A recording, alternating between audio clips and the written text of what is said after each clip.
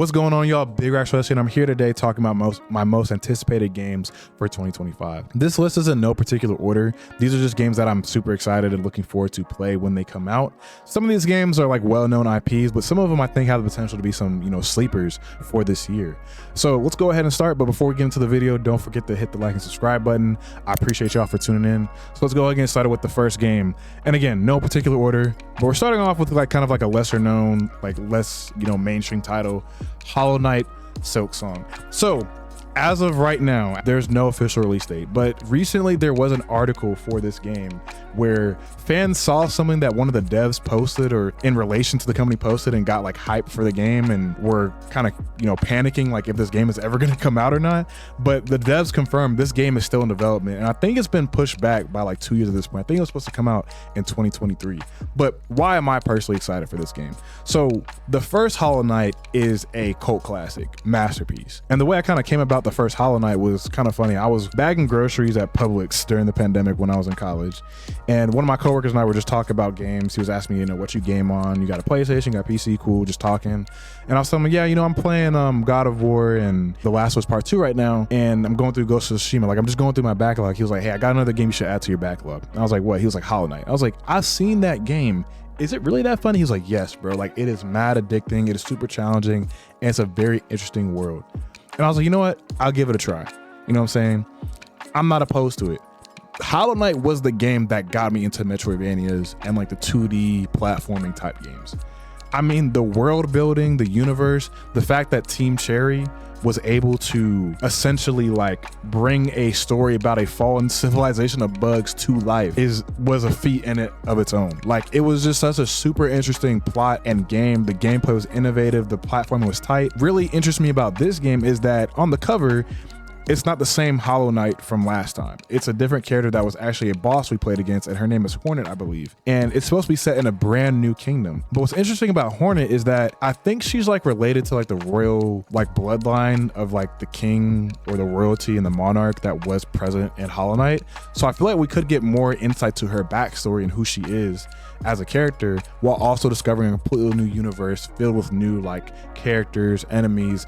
It looks like they made improvements to the platforming and movement, and there's more combat options. Like, it looks like a true evolution from the first game. The only problem is there's no official release date, but the developer definitely confirmed as of this article, and I'll put it up on the screen, that the game is definitely still in the works. So I'm not sure if it's gonna come out in 2025, but if it does, best believe I will be playing. Moving on to the next game, South of Midnight, developed by Compulsion Games and published by Xbox Studios. So this game, the first thing that struck me about this game was the visually stunning art style. It has this similar sort of animation, stop animation, that's similar to movies like Across the Spider-Verse and that Puss in Boots movie.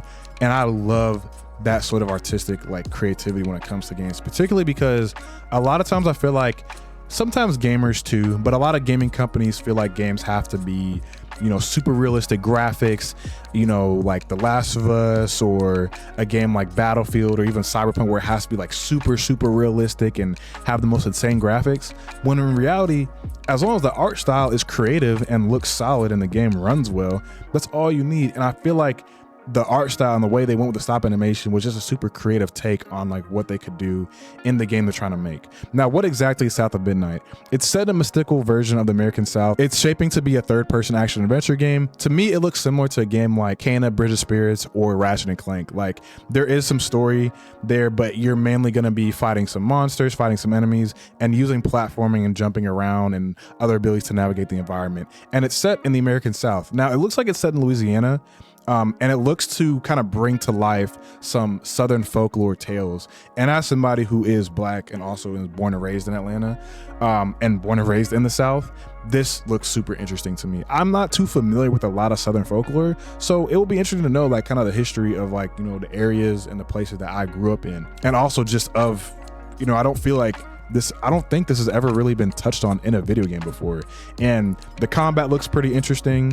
The story looks to be kind of like deep and kind of touching. Again, reminds me of like Kena, Bridge of Spirits. I don't know if you guys have ever played that game. That game was, I rarely cry in video games. You know what I'm saying? I try to be tough. I cried. I think only 2 video games have ever made me like cry or like shed a thug tear where I have like a tear rolling down my eye. And one was The Last of Us Part 1, and the other one was Kena Bridge of Spirits. Like, it is a very touching ass story, and I feel like that's what they're gonna do with this game too. And like I said, the combat looks super interesting. It looks like you have little abilities to fly around, and based on IGN's preview, there's a pretty extensive combat system with, you know, skill tree, and it looks like it's ready. It needs a little bit more time in the oven to get like optimization, but based on IGN's preview, they said the plot looks super interesting. They're only able to play like, I think, one of the chapters, but based on what they were able to look at, it's shaping to be a really solid story. And I really think this game has potential to be a hidden gem and a sleeper. And another thing, it's a new IP, right? I think a lot of gamers be talking about how they're sick and tired of playing the same games over and over again. This is a new IP that you should support. Of course, you have the anti-woke crowd that is calling this a DEI game, a woke leftist game, just because it features a black woman in the Louisiana South, which fits, you know, the setting, so it's not forced diversity. But this is an example of a game that if you're looking for a new IP to get into, check this out. Also, I'm pretty sure it's also going to be on Xbox Game Pass. And if you guys aren't familiar with Xbox Game Pass, you can essentially buy games, but you pay a subscription price. So think of it as like Spotify. Spotify, like, you pay a subscription, you get access to all those, you know, all the songs. You don't have to buy individual albums. That's what Xbox Game Pass is for games. And this could be a game that you check out. And I'm pretty sure if it's your first time using Game Pass on PC or on console, they give you like a free trial period. So you could check this game out for free. And if you like it, you know, buy it and own it yourself if you see yourself playing it over again. If not, just, you know, cancel your membership. And you only got to pay $10 if you choose to pay for it. So I think this definitely has the potential to be a sleeper. It isn't a mainstream game, but IGN made a video about it. They've, you know, the developer, Compulsion Games, and Xbox Studios, like the publisher, they've been doing a pretty decent job of promoting it on YouTube and stuff like that. And I think this game could definitely be a sleeper. The graphics look stunning. The story looks interesting. It's a unique setting. It's a new IP. It looks like a recipe for success. And I'm definitely going to check this out when it comes out. Moving on to Clair Obscure Expedition 33. Now, this game caught my eye for one of 2 things. One, the graphics looked incredible, absolutely stunning.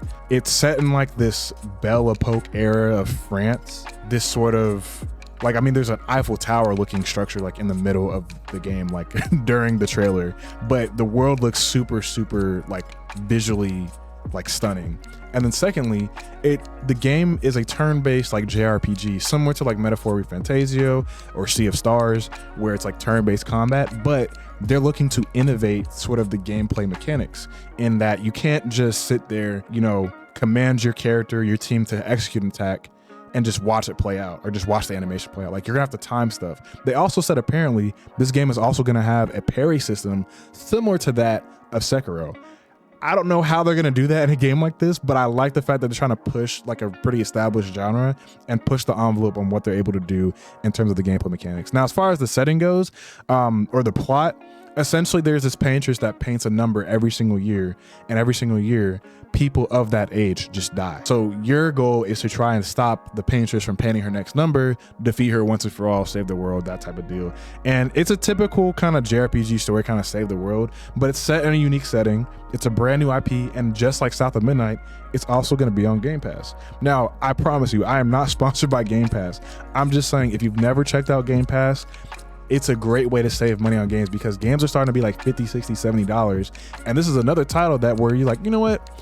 I'm not super interested in it, but it looks somewhat interesting to play. I don't want to drop $60, $70 on it. Let me go ahead and pick it up on Game Pass for $10, or at least try it during the free trial period. You know, so I think this game could be another sleeper depending on how the story is and how the combat is. It's also like an open world game that looks pretty massive, and honestly, that's the one thing I'm not a big fan of nowadays. I don't want huge open worlds to explore. I like more games that are linear, kind of like Kena Bridge of Spirits, where it's like it's semi open world, but it's more linear, and you don't have to like explore every nook and cranny to like go through like the main game. But it does look visually stunning, it does look gorgeous, and I like how they're trying to innovate with the turn-based action that we typically get in JRPGs. Moving on to the next game, GTA 6. I mean, who isn't excited for another Grand Theft Auto? Grand Theft Auto 5 was legendary for numerous reasons. The story, being able to play 3 different characters, and the story was super engaging, and like there's different endings and all that.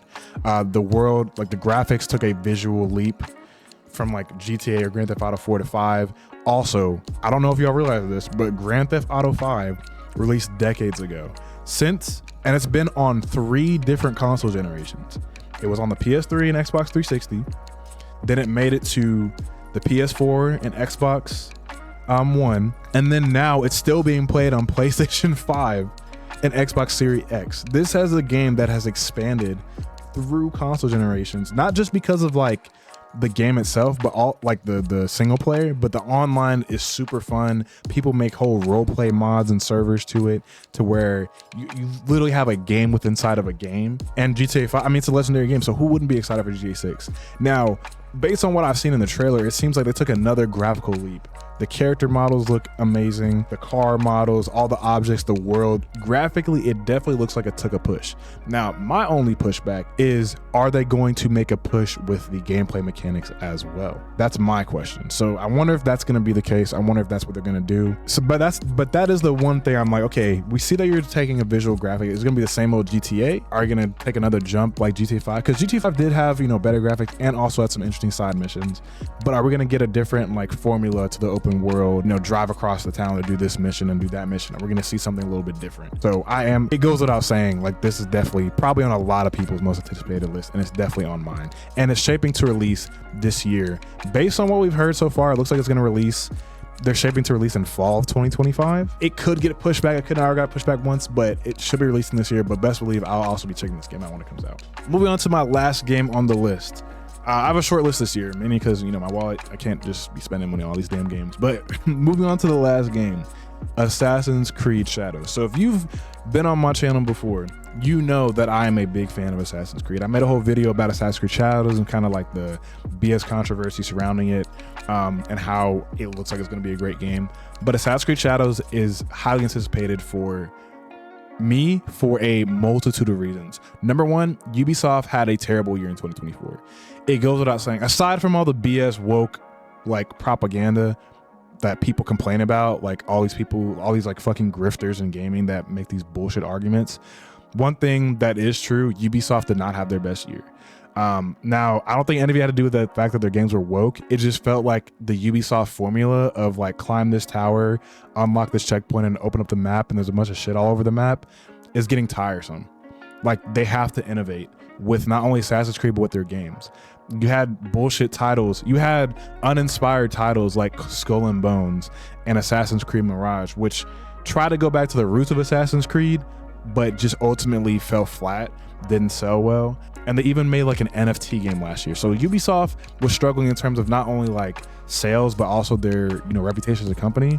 And on the financial side of things, there's numerous articles like last year. If things continue as they are, Ubisoft could file for bankruptcy, and they're actually looking for somebody to buy them out if, you know, they can't turn things around. Assassin's Creed Shadows looks to be that game that can turn them around. Now, don't get me wrong, it could end up being a dud, it could end up being mid, it could end up being a flop, but it's been pushed back 2 or 3 times. It was supposed to come out in November, and it's supposed to be out like, you know, Valentine's Day of this year, February 14th, and now it's pushed back to March 20th. Now, normally that's cause for concern, right? If a game continues to be pushed back over and over and over again, that means there's something wrong with the game. Maybe it's not fully developed, maybe it's not finished, maybe there's some issues that they can't figure out, maybe there's a whole lot of stuff going on. But the reason why I'm not too concerned with Assassin's Creed Shadows is that while it has been delayed twice, every single time they've pushed it back, they've been showing more of the gameplay, more of the story, and more, and they even like recently allowed a bunch of creators to play this game early. And it looks like it can be one of the better Assassin's Creed games in the franchise. The combat looks well improved. They're trying to get away from having to use your map to figure everything out and more natural exploration to find out interesting checkpoints. The fact that you can play as 2 different characters, Naoe the ninja or Yasuke the samurai. The story looks super compelling. It looks like you start off like Yasuke is with the Templars, which essentially are the bad guys in the Assassin's Creed universe. And it looks like he eventually somehow teams up with Naoe. Like, I'm curious to see how the story plays out. The story is going to be You can choose which character you want to play for certain missions, and you can switch between them at any point in the game. I'm assuming after you get past like the intro part. And graphically, it looks good. The combat looks good. I think this game has a lot of unnecessary and forced hate because it seems like Ubisoft is really taking their time and try to make sure they get everything right. If they didn't really care, they would have released this game already. But obviously there's stuff they want to work into the game, make sure it's polished, and make sure it's a full experience because they need this game to be a success. I'm personally excited for this game because like any other Assassin's Creed fan, we've been asking for a Assassin's game to take place in Japan. I mean, it's literally the home of ninjas, like the birthplace of ninjas, and you got samurais. Like Ghost of Tsushima, there is a market for people that want to, you know, live that sort of fantasy. Assassin's Creed's like fits that universe and that fantasy so perfectly. So I'm anticipated for it because it looks like a fun game. It looks like it's going to be an improvement, but also I'm curious to see, like, is this going to be the game that saves Ubisoft, or is it going to be another, you know, tired Ubisoft formula of open world games? Who knows? I'm hoping for the best. I never want to see a company, you know, fail, because 9 times out of 10, a lot of people's issues with games, they don't come from the game developers. It comes from the suits and the executives and the publishers they have to answer to that are more worried about, you know, profits, whereas the game devs truly want to make a great game. So I never want to see people lose their job. You should never be rooting for somebody to lose their job. You should be, you know, holding, you know, creators and, you know, stuff that you buy, the people who make the stuff, like, accountable, but you should never be rooting for somebody to lose their job. But that's it. These are my most anticipated games of 2025. What are your most anticipated games, and did any of my games make your list? If you made it this far, I would appreciate a like, a subscribe, and, you know, comment, you know, the conversation. What are some games that you're interested in playing too? And yeah, 2025, like, my list is personally like pretty short, but 2025 looks like it's going to be another great year for gaming. Monster Hunter Wilds is also coming out. A bunch of games from Xbox are coming over to PlayStation, and there's a bunch of titles that are releasing this year. Gaming is definitely not dead, so it looks like it's gonna be another great year. But I appreciate you guys for sticking with me. I appreciate you guys for watching my video, and I'll see you guys in the next one. Y'all have a blessed day. Peace.